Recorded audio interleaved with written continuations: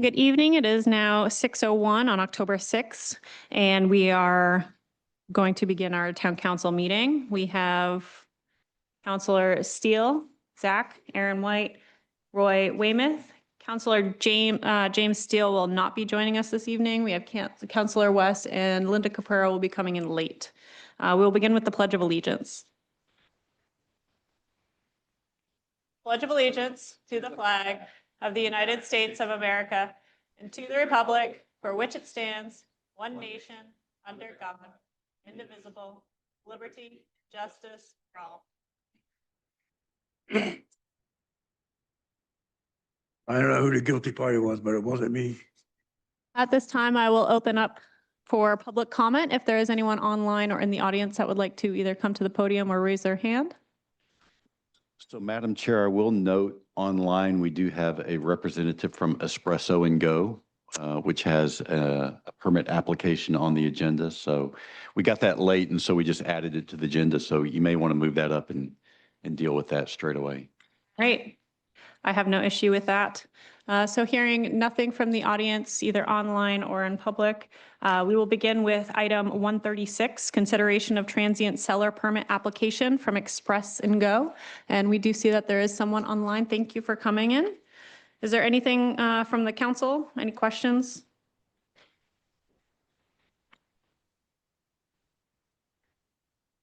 Nicholas Shelton. The mobile coffee cart. Lemonade. Excellent. I'll move to approve the transient seller permit for Espresso and Go. Second. Any discussion? Go ahead. Did you have discussion? No, I'm good. All right. All in favor? All are in favor. Thank you very much. All right, and moving back to item 132, we'll open it up for a public hearing, repeal of the following ordinances, and we have 6 listed here. Article 56 for public dances, established in 1914. Article 47, established in adopted in 1953 for sidewalk cost. Article 33, 1954 for school traffic. Article 35, adopted in 1964 for beach usage, and Article 10, 1971, ice and snow removal, and Ordinance Number 61, adopted in 1996 for Communications Technology Board. I will open it up at 6:04. Is there anyone in the audience that would like to speak on any of these ordinances or articles? Yeah, I will just say that as we were preparing for the codification, we found these in those books I presented to you a few weeks back. And say again? And all of these are wildly outdated. And so after talking with the town attorney, he did recommend that we approve these, or excuse me, repeal these as part of the codification process. And the repeal process works exactly like approving an amendment. We've posted a public hearing for this. You will consider it, have your first reading tonight, and then you may have a second reading, or you may waive the second reading if that's your pleasure. Kind of like the idea of the sidewalk costs. Half the cost of the town, half the cost of the abutting property owner. Once upon a time. Do we have anything written down to review these after X amount of years after recording them? Because I imagine these aren't the only ones. So. Well, I mean, we went through all, so these are everything that we know about. Okay, yeah, okay. And so I think, Zach, the codification will make that a lot easier because, as I mentioned previously, those 4 books, there's no rhyme or reason to their organization. They're not listed alphabetically, chronologically, according to subject matter. It's just a mishmash. And so having some structure with the codification, I think, is going to make it a lot easier for us to look at this on an annual or semi-annual basis. Yeah. No, that's fine. I just was wondering if we were thinking about it. Sounds like, at some point, the council may want to consider a policy saying, we're going to review all ordinances on a, every 2 years or some such. I thought it could be even longer, but there's some of these, a good idea, the the last one, the Communications Technology Board. It's like, I'm sure it was good intentions at the time, but now, you know, computers are everywhere now. So it's like one of those things, don't really need it. Exactly. Is this something that we can in bulk just, So, I think we gotta do them individually, don't we? yeah, you have to, you can have the public hearing in bulk, but each one of these is going to have to be done individually. I'll do it, Roy, if you want. Then I'll read them off if you want. All right, so When is the there chair's anything, ready. is there anything else from the audience? All right, well, we will go ahead and close the public hearing at 6:06 and move on to item 133, consideration of the repeal of those said articles. Okay, I make a motion to repeal Article 56-1914. Any discussion? All in favor? All are in favor? I move to waive the second reading of repeal of Article 56-1914. All in favor? Okay, I move to repeal Article 47-1953. Any discussion? All in favor? Okay, move to waive the second reading of the repeal of Article 47-53. All in favor? Okay, motion move to repeal Article 33-1954.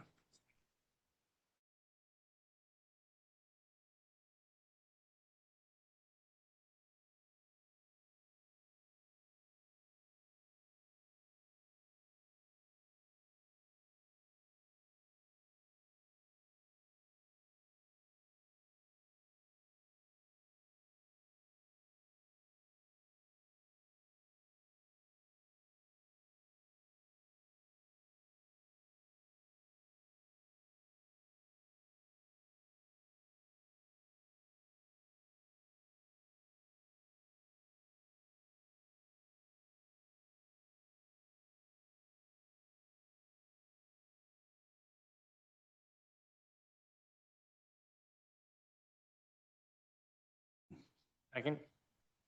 Discussion? All in favor? All are in favor? Okay, move to waive the second reading of repeal of Article 10-1971. And all in favor? All are in favor? Move to repeal ordinance number 61. Any discussion? Communications Technology Board. All right, all in favor? Okay, suggest move to waive the second reading of the repeal of ordinance number 61. All in favor? All are in favor? Great. I think you and I should get a raise.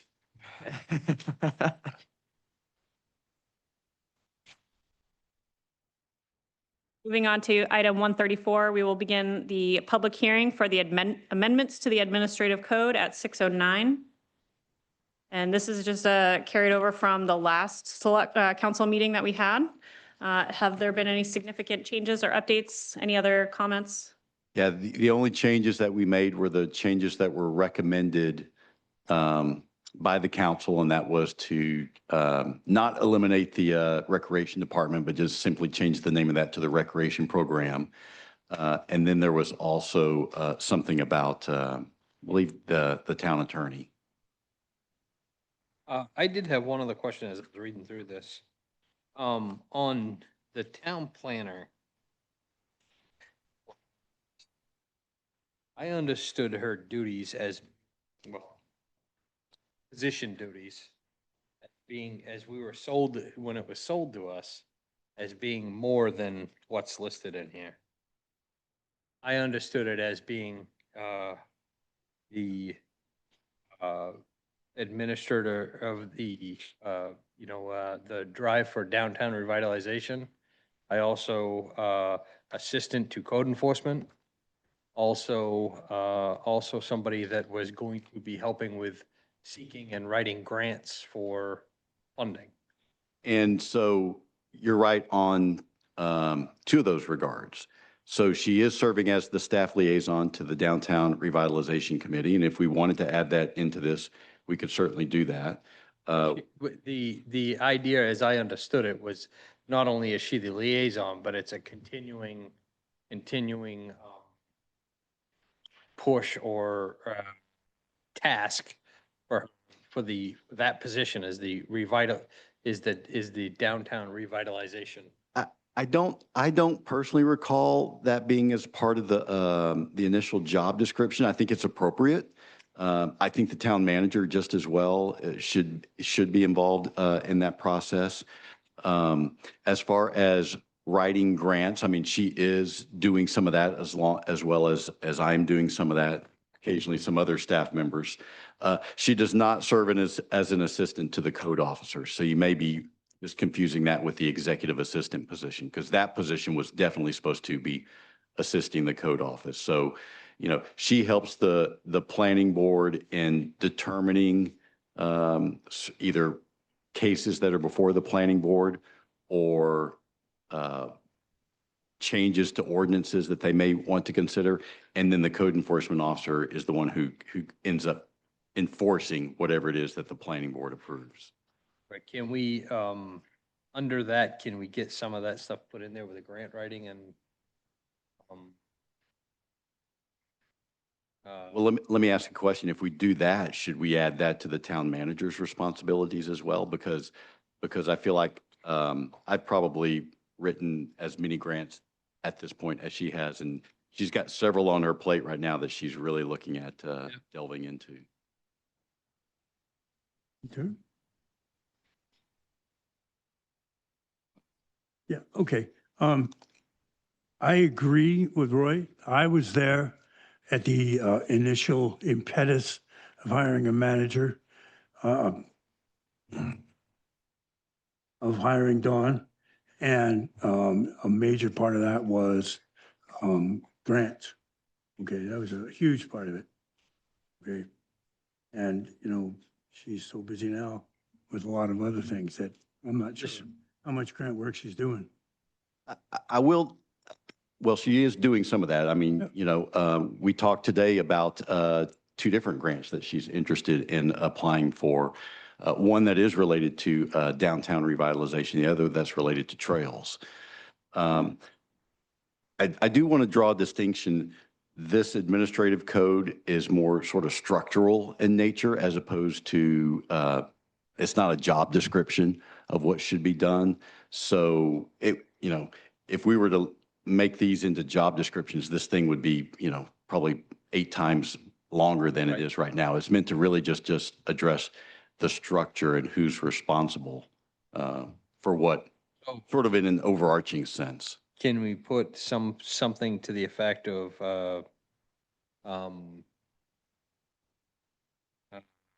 We can definitely, so we have in there, you see, there shall be a planning board, there shall be a conservation commission. We could definitely put something in there that says there shall be a downtown revitalization committee.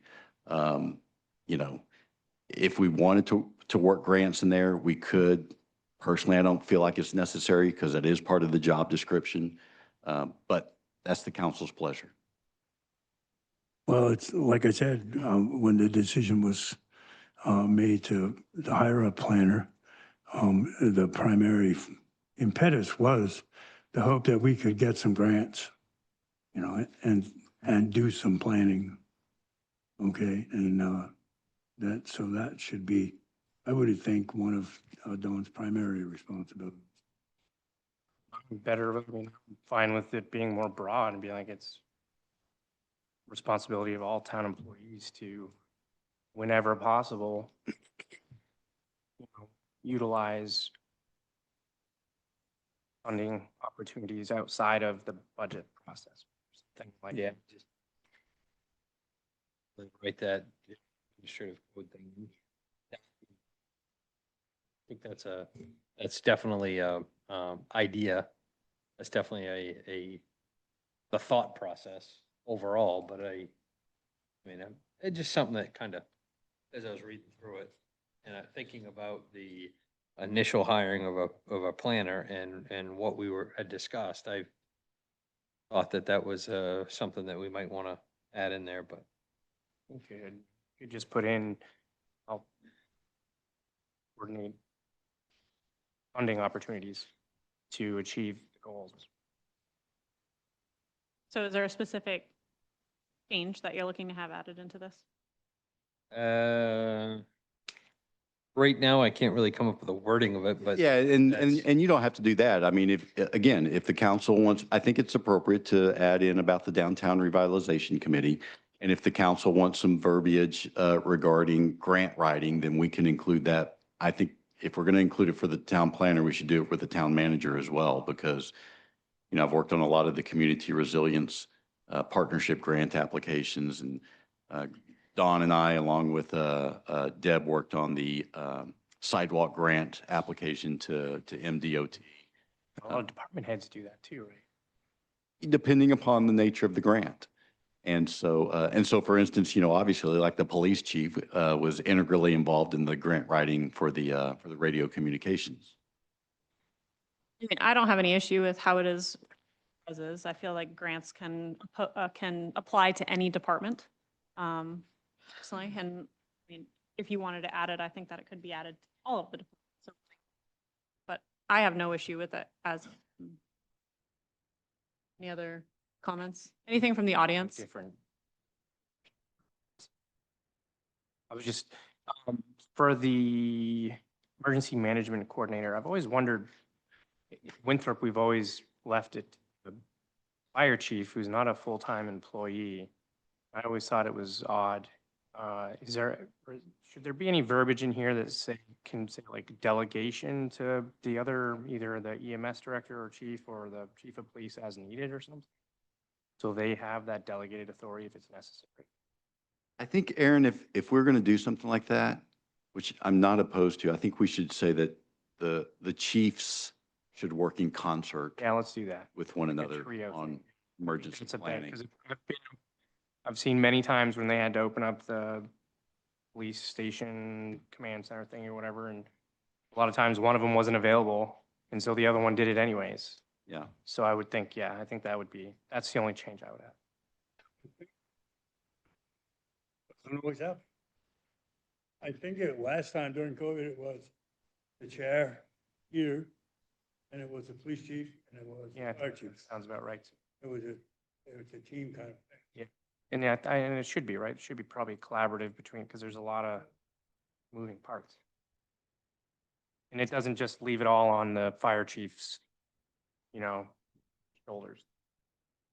I know Dan's done it for a long time, but someday Dan won't be the one there. That's the other advantage.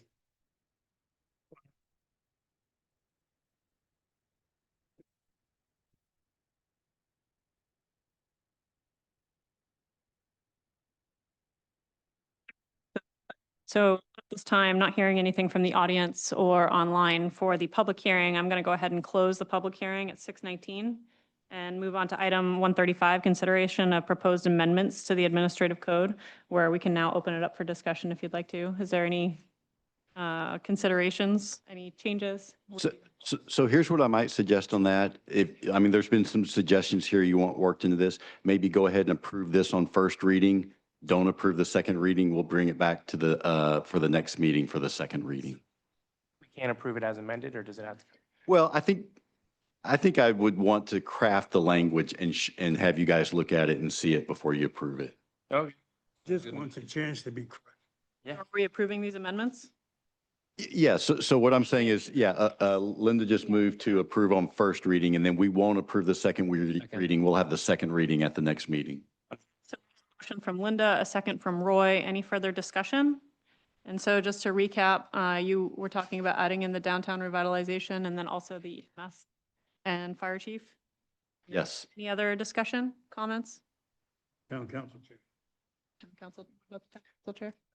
The team last time was, I actually do think it was EMS, fire chief, police chief, town council chair. Well, I think we need to draw a distinction. Let me find the exact language here.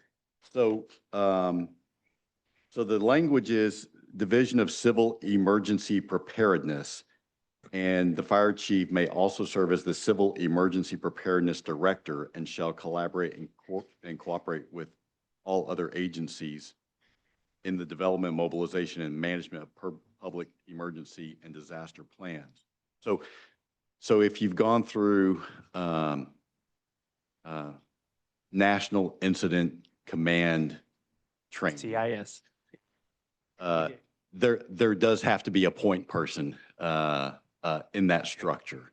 And so, you know, we'll add the other chiefs in here as collaborators with that, but I think we should probably leave it because it talks about civil emergency preparedness. So really and truly, at this point, our fire chief is in charge of coming up with the plans for, you know, whatever our emergency management plans should be. Good. All in favor? All are in favor. Thank you, and welcome. We don't have to table it. We just don't act on it, and we'll bring it back for a second reading at the next meeting. Welcome, Linda. So we've already gone over item 136. Moving on to item 137, discussion of the town council priorities in the comprehensive plan. And I do see that we have members of the comprehensive plan implementation committee here. Thank you for joining us tonight. And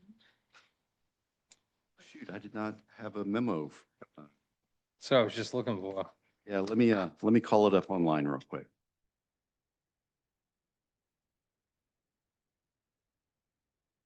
so at this time, do we want to move on to, we'll come back to it and come to item 138, consideration of approval of the minutes of the September 22nd, 2025 council meeting.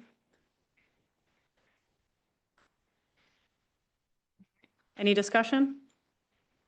All in favor? All are in favor.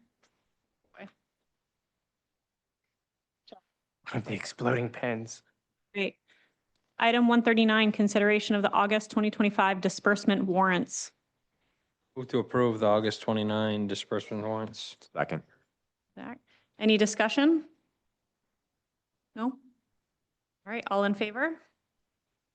All are in favor. Are you? Still fine. This one I- All right, we will go back now to the item 137, discussion of the town council priorities within the comprehensive plan. Yeah, and this is just, so if you will look up on the screen, I've broken this down by what you talked about last time, long-term, midterm, and short-term goals. And then there's also one ongoing goal. So this is just an opportunity for you guys to hone this even further if you would like. And I don't know if our comp plan committee members here think that that's advisable. But these are what you have before you at the moment. So looking at our long-term goals, fiscal capacity, transportation, and agriculture and forestry. So if we were to look at long-term goals, then what we might use to achieve in our midterm and short-term period. For midterm goals would include local economy. There's a couple listed there, a couple under and 3 under housing. And then under short-term goals would include a couple for long-term economy, housing, and transportation, and with one ongoing goal of public facilities and services. So I did have one point of confusion. So you see under the short-term goals, transportation 7.6, ensure crosswalks are highly visible. And then higher up under the, pardon me, the midterm goals is local economy 7.3, investigate ways to enhance existing crosswalks such as improving signage or repainting. And so you folks talked about crosswalks, but I couldn't determine which of those goals you were talking about. I suspected it wasn't both, so I just included them both here. I would consider, since we just are repaving with the DOT, have we looked at any consideration of adjusting the location of any of the sidewalks, especially the one that's right across from the Commerce Center, right down by Subway? I know there's been a lot of discussion about that crosswalk. We have not discussed that with DOT, but we definitely could. And we put in for the.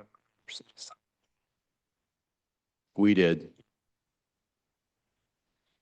So the DOT does offer some signage for free every now and again. And so the last time that they put that out, we did. But we were sort of low down on the list simply because we'd gotten some additional signage for school crossings on Highland Avenue and across from the grade school. And then I think it was over near the middle school as well, maybe somewhere on Rambler Road. In the comprehensive plan, I do believe that it describes what short-term and long-term goals are, what the time frame is.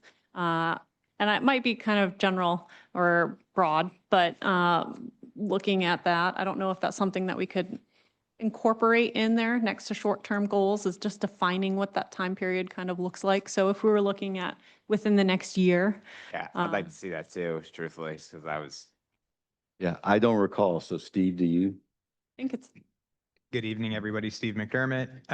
So when thinking about the goals, I actually don't think it's explicitly defined in the large document. The way that we've been talking about as the comprehensive plan implementation committee is short term is 0 to 3, midterm is 3 to 6, long term is 6 to 10, considering the framework of a comprehensive plan is a 10-year document, ideally, or no longer than a 10-year document. So I think that's one way to consider the framework and timeline is 0 to 3, 3 to 6, and then 6 to 10. And after our last conversation a month or so ago, you narrowed it down from, I think, the roughly 200 goals in which you were identified down to these 8 to 10 to 12 that are listed today, and thinking about what 5 might be feasible for you to approach over the next year, looking at and understanding that some of them might have been taken care of by our partners at the Maine Department of Transportation, and also understanding that some of them might not be a great fit for right now. May I ask Steve a question? So Steve, when you talk about 5, so that could be a mix of short, mid, long-term goals, just things that we're working towards and making progress on, correct? Yeah, exactly. So you could take a look at this and say, wow, all 3 of the short-term goals are the things that we really feel need attention right now because of what we're hearing from our community members, and you might choose to do that, or you might choose to say a mix of 1, 2, 3, and 4, 5 from the long, short, medium, and ongoing.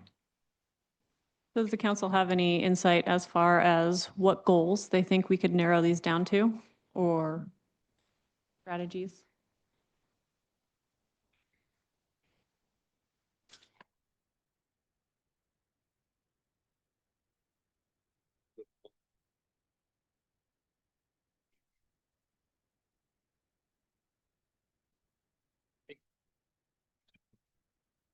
To paint work like you've seen in the is, it just seems reintroduce a weekly farmers market down in the downtown. Seems completely doable. We'd have to have somebody to help and get it rolling, but. Yeah, I think that's the biggest challenge, is just having a point person. Yeah.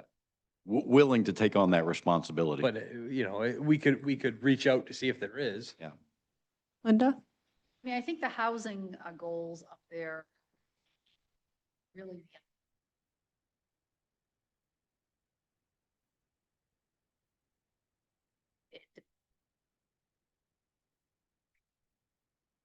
Well, I think that also kind of attributes to our planning board and policies that we're looking Yeah, at shaping. You can loosen up.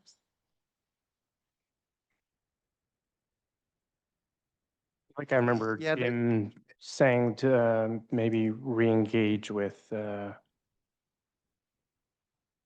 Crowell. Well, and that's, so that housing 4.2 up there, that's exactly what that speaks to, is just giving, Dawn and I actually talked about this last week, is just ensuring that the planning board has as many arrows in the quiver as they possibly can in order to accommodate housing construction. And you're right. I mean, at the end of the day, we don't have control over that.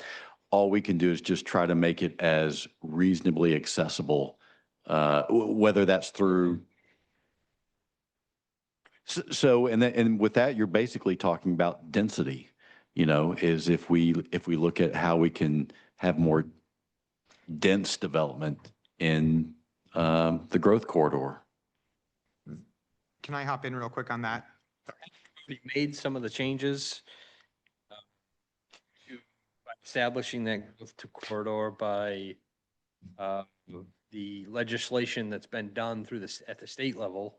I mean, a lot of those changes have already been made for us as well as our involvement. And that is true. I mean, you're talking about LD 2003, that we worked on for a while, but the state has since passed even more legislation where they're sort of doubling down that density. And so towns right now and the Maine Municipal Association are still trying to figure out exactly what that means and how it would be implemented and whether or not the state's going to provide any funding in order for us to be able to amend those ordinances, because that does take time and money. And there was been one argument I think I shared with the council at one point that if they don't provide that, it's an unfunded mandate, and we're not legally required, constitutionally required at that point to follow through on it if we don't think that that's a good thing for the community of Winthrop. True. So the state's constitution says that if the state mandates for towns to do something but don't provide funding, the towns are not legally obligated to implement the mandate. Oh, I don't know about that. I can't imagine it'd be different, but The last year. Andy? I hate to keep bringing up that old dog, but we kind of have to be ready. I have now forgotten when the agreement with the mill expires, but there is just an immense opportunity there to create affordable housing. Okay. And that would be one of the best things the town could do. You know, you'd bring a population of people into town that would shop at the local stores, you know, all of that other stuff that we've been over before. And then, of course, the other thing is that 2010 plan didn't use this specific term. I think we suggested allowing 2 dwelling units on a property if they were attached, and what would be called down south semi-detached. And the idea was to allow for mother-in-law apartments or that kind of thing. And if we can get the public sewer to expand, we could go to 1 acre with 2 family units. Okay, you can't really, you know, I'm not up on the current septic science, but it doesn't seem to me you can put septic system for 2 families on a development full of 1 acre lots. But, you know, we need to work with the sewer district, like it says, get them to expand and then allow for, you know, 1 acre subdivisions on vacant land. As Roy's maybe. So to Andy's point about he's talking about, I think, developing housing in the mill. And I think and I'd like to hear, frankly, kind of like to hear Steve's take on this, but I think there are 2 things on this list that could help achieve that. And one is the housing 0.1 and then the housing 5.2. Yep. If we're able to incentivize through a new TIF district with TIF funding, a developer to develop portions of that campus into housing, I think it could meet both of those objectives. Yeah, and I think that some of these can be like like Housing 3.1, seek to achieve a level of at least 10% new residential development built or placed during the next decade be affordable. I think some of those can just be aspirational goals that you think and look at as policy guidelines, right? You may not be able to say we will develop 10% or set a hard cut, but you might be able to think when you're having your conversations, does this help us meet this goal or does it not, right? So it's a bit broader. You're talking about policy. What kind of policy would affect that? So a decision that could come before the council is that say the town owns a parcel that is just short of public infrastructure like sewer and water. There have been other municipalities that have been paid to connect those parcels to sewer and water and then RFP'd out for the development of a specific type of building, whether it's commercial, infrastructure, or housing. And then you could then say, we'll do this, and what we want built on this is mixed use, commercial, residential, and at least 10% affordable. So that's not necessarily what ordinance you're going to do, but it could guide your thinking when an opportunity presents itself. I think. So you're saying as stuff that we may, in that instance, we would be investing, but requesting that with our investment that this happen. Yep. Which makes sense. I just want to make sure the policy is not, can somebody do this or this if they, can they can they build or not build, dependent on the 10% affordable housing? I don't want to, I don't want to see that. Yeah, I don't think They can we, either build or they can't build. right. I don't It think, shouldn't depend on that. I don't think you'd use this as a threshold as like your first checkbox on a planning application as a yes, no. But say if somebody comes for tax incremental financing for a different property and they come to you and say, well, I'd like a 50% TIF. It's going to be high-end luxury housing. You know, the guiding philosophy, you might look back to 3.1 and say, we decided that we want a variety of housing affordable to different people with different income levels. So we'd be happy to give you a TIF, but it can't be for 100% of your apartments that cost $5,000 a month. And I would also make the argument that by having a TIF district with more expansive boundaries, that provides, this could be a reason to do that, is because it's going to help us to achieve things like 3.1 or 5.2. Good, Andy. Yeah, Anthony, you and I have talked about this downtown TIF district before, and it doesn't sound like a bad idea, but I'm curious about all the people that are businesses that are not in downtown and how disappointed they would be in not being included. Also, I'm curious about how long organizing that would take. When the mill, when the balloon goes up for the mill, we're going to need to be ready to, oh boy, I hate to use this term, so all I can think of right now is let's make a deal, okay? If we find a developer, we don't want to say, well, you might have to wait 6 months while we figure out what we're going to do with the downtown TIF. If we do work with the developer and let them know that they, you know, at some point they'll be included in the downtown TIF district. But in the meantime, we don't want to have missed opportunities while we're working on a larger, more complicated project. Yeah. That's all. Talking about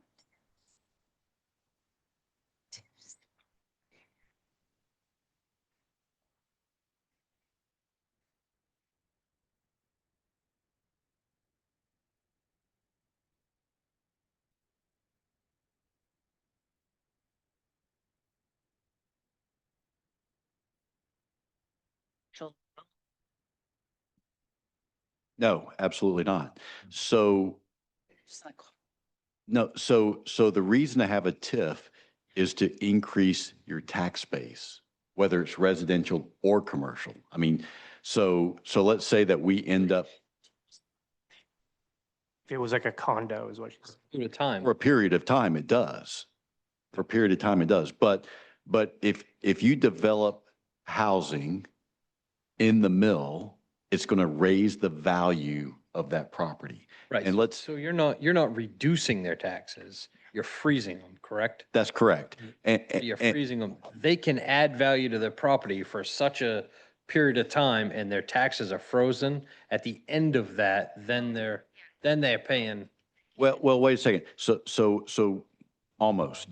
Okay. So the taxes that we receive for sort of base operations, those are frozen. You're still going to be paying taxes on the increased value, but that gets reinvested back into the tax tax increment district. So So you're really not paying.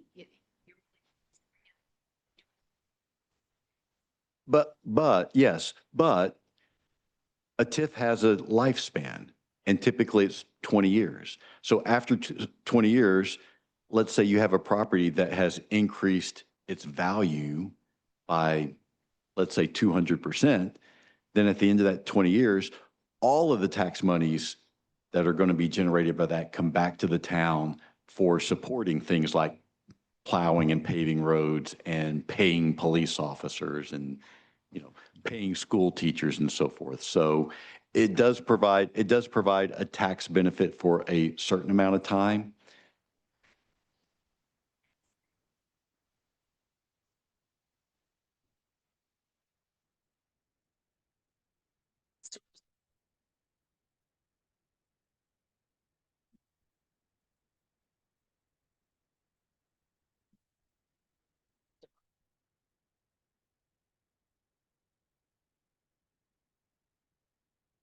single family.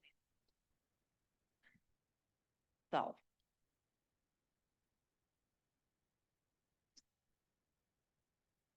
Could be both, right? So you, so you, switch, well, when you say 100% TIF, what do you mean?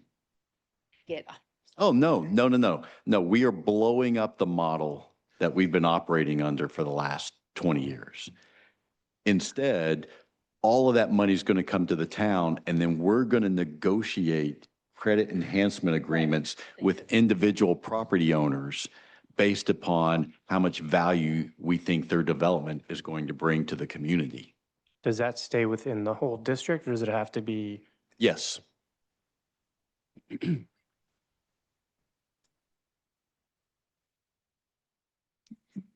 Freezes it. They are. It wouldn't be a reevaluation though. Can, Yeah, there wouldn't be. can I You're jump right. in real quick about TIFs? And just first, I'd like to start with that tax incremental financing is more complex than we could probably do without a graph in front of us because the function of it is, the nature of it is just complex. When you offer somebody tax incremental financing or a credit enhancement agreement to access the tax incremental financing, what happens is you are assessing their property in two stages. You assess the value of the property before the improvements, and that is, let's call that A. A, you are always taxed on the full value of A. Then there is the improvements to the property. Let's call that B. Through over a period of time, it can increase too. B can increase. A is flat for however long your credit enhancement agreement is. If A is $20, it stays $20 for 20 years. If B is the amount that your value increases because of your improvements is $1 in year one, $2 in year two, $3 in year three, and $50 in year four because construction is complete, you are assessed on each year A plus B. That is your tax assessment. So in year four, it would be $20 plus $50. I'm going to use $80 actually, because that's 100. So it's $100 that you're being taxed on for your property. Then you have a credit enhancement agreement. And if you say that the credit enhancement agreement is for 50%, the town keeps 100% of the value of taxes you pay on A, collects 100% of the value of B, keeps 50% of the value of B, and returns 50% of the value of B to the property owner. So regardless of what the TIF is, the town is generating more tax revenue than they would have without development. It's more progressive. That's like a, So just think about it this way. So the mill, the A that Stephen just talked about with the mill was $400,000. Today, it's valued at more than $4 million. For all of its warts, the tax increment financing district worked in that it raised the value of that property to $4 million. And so next year, all of that money for that $4 million will come into the general fund to support general fund operations. And so that likely wouldn't have happened without TIF dollars. see, I'm Delta. So it's easy to see.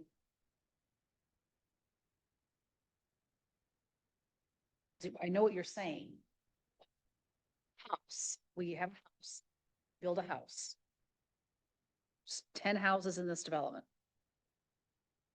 Build a house. So where is the TIF? Well, you're not likely going to give, Find out, I'm yeah, I understand. understand where that, the same, I know where you shelter, people do it in business all the time. You shelter the value and you pay, you negotiate with the town as to what you're going to get back for tax and what you're going to pay. Question is, how does that work with respect to these houses? I can't. Well, you're going to pay the full amount, but then you're going to get some back, either on the front end or the back end. Some of the residents are going to get. But you're not going to be, well, you're going to do that with a developer as opposed to the person who buys the house. First off. So you're going to provide an incentive for them to develop something. And it's not going to be one home. It's going to be a development of homes. I, I would just say I'm getting. single family, TIFs for single family homes do exist. They are a bit more complicated. And I also would just like, I would, Understand it quite. well, it's still based on the assessment. So if you have a lot that is worth $100 and you build a single family home that's worth $300,000, the assessment is based on the $300,000. The mechanism for providing the TIF incentive to the developer who develops the single family subdevelopment is a little bit more complicated. And I just want to acknowledge that this wasn't necessarily a TIF conversation, and I'd be very happy to come back and talk about TIFs, but I think this was a good opportunity to highlight ways you might think about something like Housing 3.1, where you say, you know, this isn't a goal we're going to actively work on, but this is a theme for us to consider. And Roy, just to your question about what can we do, sometimes it's not what can we do, it's who can we bring in as a resource. And one of them was the Maine State Chamber has a program that they're advocating for called the Homes for Maine program. And it might be a matter of bringing them in to partner with, if you choose local economy 4.6, engage Winthrop Lakes Region Chamber of Commerce in creating regional 5 to 10 year marketing plan. You might invite the Maine State Chamber to talk about their program and connect them. You might play a facilitator role. So it's not always what is the money we can spend, what is the regulatory environment we can create. It's what is our role as the town council, and who can we bring to the table with our power and privilege. And as Steve had mentioned before, I think some of these goals just give you the impetus, the reason for doing things. Exactly. That's exactly what I was just going to go. So thank you both for bringing it back around. I was going to say, I think we're putting policies ahead of the priorities. Like, what is it overall that the council is looking for and representation for our community? What is it that we're trying to prioritize? Are we looking at housing? Are we looking at local economy? Are we looking at future farmers of America? Are we looking at just different things? So what is it that the council is looking at? I mean, if we were to take any of these and summarize it, we've gone over a couple and there were some great ideas in the past couple of meetings. What are our primary, if you were to say, did you say 5, 3 to 5, maybe?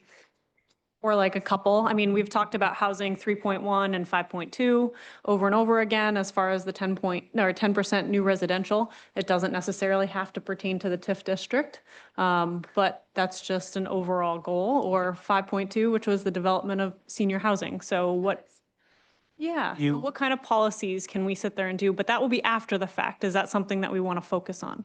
Are we looking for very specific, or are we looking, can we make? I was going to say, I think you are in a unique position as the governing body of the municipality. You could choose and say, we want something really specific, and that's up to you. Or you could say, this year, we're going to focus on, what I pulled out of the themes across these was land use planning and livability. What's the second one? Livability. Okay. And I talked about that from the farmer's market, the walkability and the crosswalks, local business development, and education and transportation. So if you want to take high-level themes and tell us, the Comprehensive Plan Implementation Committee, that this is how we're going to do it. The way I would look at it, this is just my thought, is I would say housing development, bullet points, prioritizing senior housing, and then mixed housing. And then aside from that, I don't know what you want to call livability or something to that effect. And then I would bullet underneath that as the priority being, you know, whether it's the open space planning and farmers market, or, you know, bringing people into the downtown or revitalizing downtown, put it under that. And then infrastructure, I guess, improvement, like pulling in the roads and sidewalks. Thank you. That's how I would approach it. And then under each one, we could look at specific goals. Senior housing, talking to Barry Crowell about re-engaging on his development idea up off of the Metcalf Road, the mill, and then under livability, implementing the open space plan or the farmer's market. And those are achievable short-term in my mind. That's how I would approach it. Yeah, I kind of, like, if we're going to do housing, you want to also, you know, kind of focus on the economic rate after, right? If you're gonna bring in more people, you gotta also up your infrastructure. So I'm with Aaron on that. It's more efficient for you guys to kind of focus in the same vein though, right? I mean, I imagine if you're gonna look here, you might as well just, flip the page and look on that too, right? We're waiting for the 19 implementers to give us all of their different strategies. And part of our goal, I think, is to make it easy for you to get get one report instead of 19 where we're pulling them together. But to your point, what we'll be doing is if the cemetery committee says we have this old cemetery and don't know what to do with it because it's disconnected from a walkway, we might bring that to bring that to your attention, bring it to the Conservation Commission's attention because there's a walkway that needs repair, or the Recreation Committee even. So I think our goal is some of that, pulling it together, but we don't want that, that shouldn't be driving the boat, right? No, Yeah. no, but if we can have some logic to it, we ought to, right? So. One point to that, Steve, is I would also like put like a side note of like things that, we have our things that we want to get going, but there are things that need to be done. Norcross Point needs to be done. The beach, Bowden Street, those need to be dealt with as soon as possible. And it does, kind of coincide with all the stuff that we're doing here. Denny, would it be beneficial for us at council meetings to just give a list of a couple things like directives? I know that Ellen O'Brien had presented a sidewalk plan during one of the downtown revitalization meetings. Is it beneficial for us to say, direct different departments to coordinate with other implementers and to sit there and start going down through some of these things, to reach out to potential residents if there's interest in development around town, and what would that look like as far as our planning board section or planner section, to start looking at those policies and seeing what restrictions would be, or if there's any interest in any kind of development for senior housing at either one council meeting every couple months or every other meeting or something, just to keep the council on track and say, yeah, this is what we're looking at doing. Well, we do have our workshop meetings, and I think that'd be a good topic to have on, maybe the second meeting of each month is to pick a topic.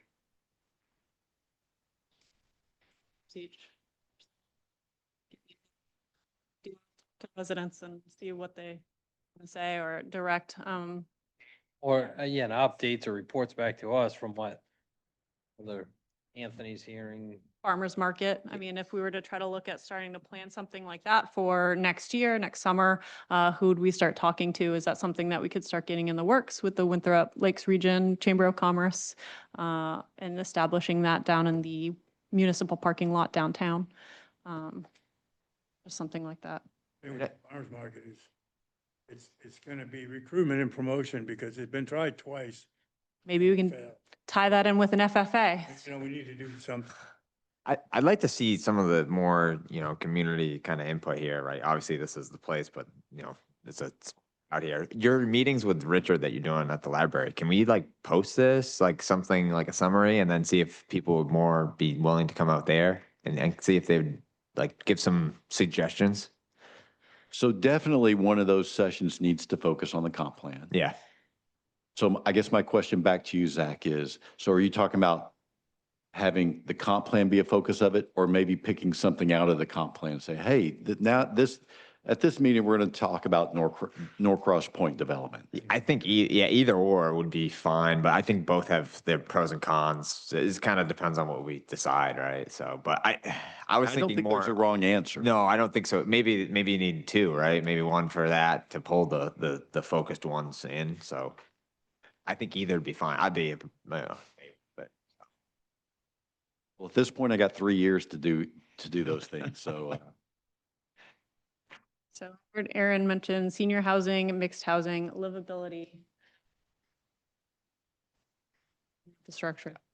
5 overall overarching categories. Is council amenable to that? Steve, is that feasible? It's your work, not mine.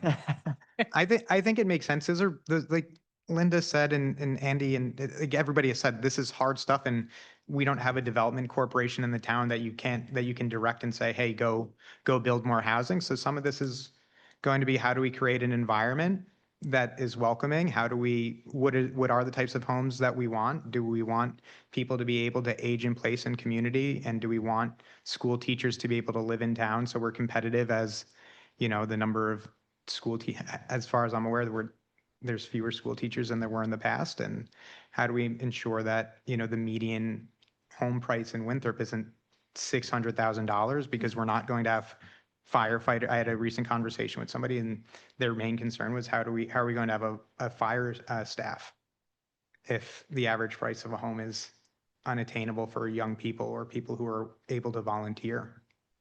So thinking about those things. So it seems feasible and happy to do the work of the will of the council. Is there anyone online or anything, with any comments? Anything else in the audience? All right. So thank you very much, Steve, for coming in, and our members of the Comprehensive Plan Implementation Committee. Is it CPIC as I'm standing? I don't think it's great to say, but that's how we spell it, CPIC. Okay, great. Well, Maybe thank we'll you come very up with much. a more So better that's phonetic where- one. Touching base again. Is there anything else from the council? Good. All right, so at this time, we will move on to item 140, consideration of recommendations from the Appointments Committee. We do have one application for Dorothy St. Hilaire or Dot. Downtown Revitalization Committee. I would make the recommendation that we appoint Dorothy. Any discussion? And just to confirm, there's currently 6 members on the, appointment or the revitalization committee, so this would make it 7. All right, any further discussion? Vote, all in favor? All are in favor. Thank you. All right, so I will now open it up for public comment if there is anything from anyone in the audience or online. Hearing none, we will move on to the town manager's report. So absentee ballots are available for the November election as of today and will be available through 4:30 PM on the 30th. 30th or 29th? No, 30th, excuse me. So, and then we need absentee ballots back by 8 PM on election day, which is November the 4th. Just a reminder that the Maine Municipal Association Convention is happening on Wednesday and Thursday. So the clerk's office will be closed on Wednesday because they're all going to be up in Bangor, getting some valuable training up there. The finance. And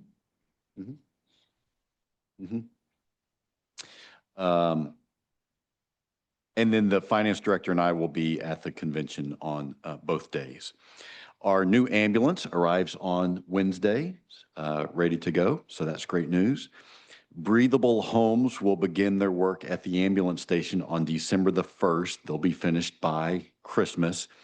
And the dump guys will be removing all of the whatever insulation is in that building right now. How long is that? About 2 weeks before that. How long will they be doing that work? For about 2 weeks, Breathable Homes. So, and during that Okay. time, no, December. So, well, and we had to get into their schedule. And during that time, the ambulance station is going to be operating out of the fire station during that time because the building has to be cleared while they're spraying up there in the attic. Is it like, what if we have like really cold?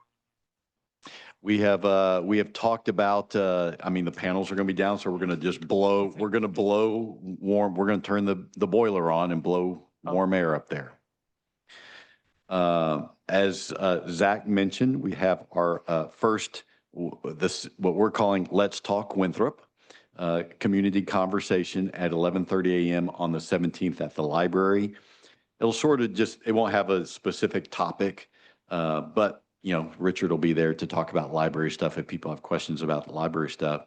And then we already have another one planned for October the 22nd at 7:30 a.m. in this room. And Nick Poole will be with me and we'll be talking about budget and finance stuff. And so we're going to start lining those up and having maybe even one a week moving forward. We got lots of interesting things we can talk about with our citizenry. And just so people know, we're going to schedule these pre-8 a.m., post 5 p.m. during the lunch hour. We're going to try to hit all the spots when people are most readily available. We are going to have a website kickoff meeting on the 22nd. So remember, we talked about Civic Plus is updating their platform, and so we'll be moving to a new platform. So on that date, a committee consisting of the library director, the town clerk, myself, and 2 citizens, Tim Adams and Shay Dulac, are going to participate in that meeting with Civic Plus. The Charter Commission meets at 6 p.m. on the 14th, and some of you have expressed an interest, I mean, beyond Andy and Aaron, who are serving on the commission, of attending that meeting. So after consulting with the MMA, we have posted that as a joint meeting of the council and the Charter Commission. There's a joint meeting at 6 o'clock. Yes.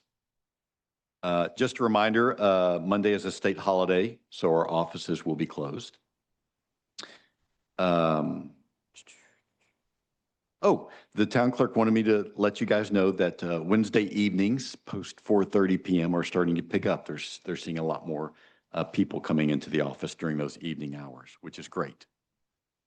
At your next meeting,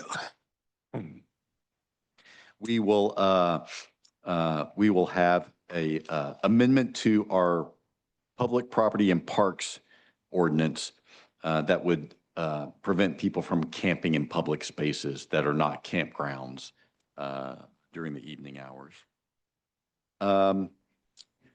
Yes. Comment on that. I had a thought and I failed to bring it forth earlier, but can we prevent overnight parking in the town's municipal lot in the middle of downtown? I suppose that we could. Why would we do that? Well, I wouldn't be a supporter of that. I mean, municipal parking lot, they It's a can, municipal parking lot and it's downtown in the area that they have, they have a nightlife down there, and I would encourage anybody that wants to park there, instead of driving home, to be able to park there. That's the only reason I would say that. I think that's a Would that benefit be- enough. If maybe there would be an the only option, issue is that I suspect, if there would be a long-term situation, then there might be something to deal with. I mean, originally when that building was moved back, they were told, Mr. Stanley was told, they didn't have enough parking to make apartments up there, and they could never use that building. Then they reduced it, 1 parking space per unit, and somehow they've been allowed to park in the town lot. So we basically, that's why I said the overnight, but I guess there's no real way, they didn't think it through, there's no real way to say, if you drank too much, you can leave your car here, we're not gonna tell you. I would encourage Are you a anybody. tenant, you can't work that out, yeah. Okay, bad idea. Moving. We opened up sand bids the other day. We're testing the low bidder sand. We may want to move forward on that before the 20th. And I just wanted to check to see which is our next council meeting, check and see what the council's thoughts on. Well, It's the same as last year, correct? Was it Blue Rock or was it like CS Stevenson or? just give It's you not.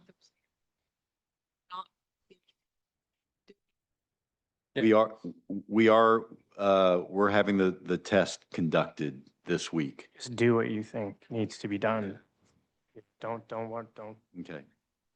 We are going to, by the way, have them deliver the sand because Kevin sort of did the math, and in addition to the cost of fuel of driving back and forth, our crew's not going to be available to be doing other work. So that, They're out of Blue Monmouth. Rock was a low bidder this year. Blue Rock's out of Monmouth and CH Stevenson's out of Wayne.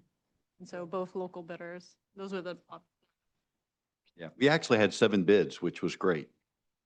So, and then we don't have an exact date on when our paving is going to begin, but it's going to begin this month. As soon as I know, I'll let you folks know.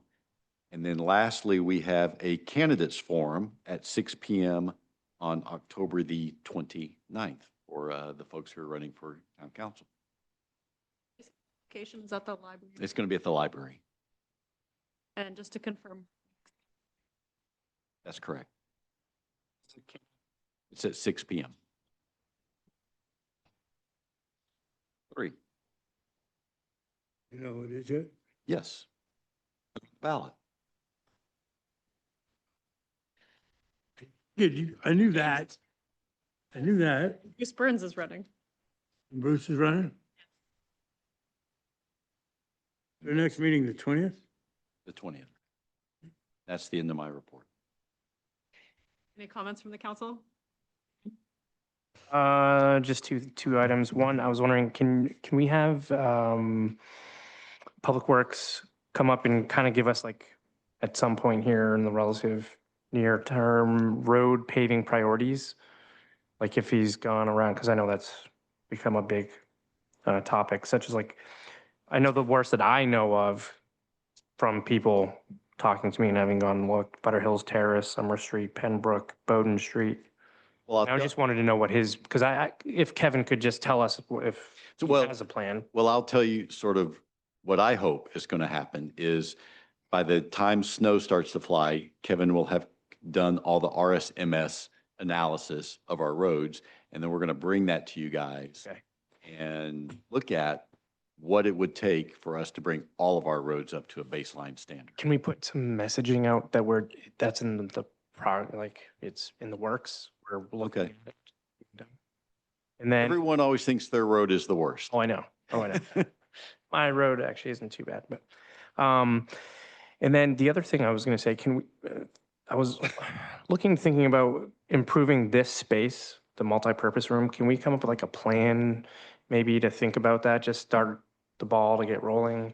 Offline, why don't you and I talk about what your ideas are? Because we Okay. have ideas as well. And I would be more than willing to help volunteer with that. But, I mean, frankly, it's one of those things you're always a little tentative about is like, why are you spending money on? I will volunteer my time On- to curb that just so we can make this a better space. Well, Well, Come on now. And I that's- just don't think the acoustics are too good. and that's been one of the things that has been suggested is, what would it look like if we got rid of those things? Yeah, they need to go, but it's okay. We can let go of it. Great. So anything else from the council? Hearing nothing else, that will close the public portion of our meeting. And we can move into our executive session in accordance with. Make me a motion that we go into executive session pursuant to 1 MRSA Section 4056D labor negotiations. Second. Any discussion? All in favor? All are in favor. Thank you very much for coming tonight. Yeah. Appreciate it.